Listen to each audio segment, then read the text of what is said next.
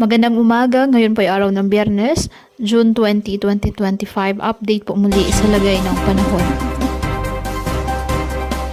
Ayon sa Pag-asa, nalusaw na po ang low pressure area na minomonitor na nasa loob ng ating PAR.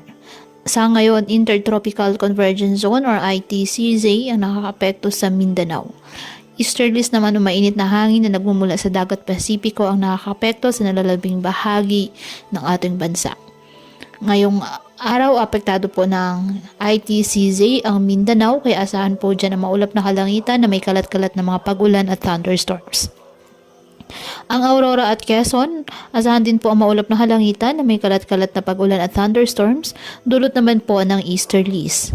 Ang Metro Manila at nalalabing bahagi ng bansa, bahagyang maulap hanggang sa maulap na kalangitan with isolated rain showers or thunderstorms, dulot pa rin po ng nasabing easterlies.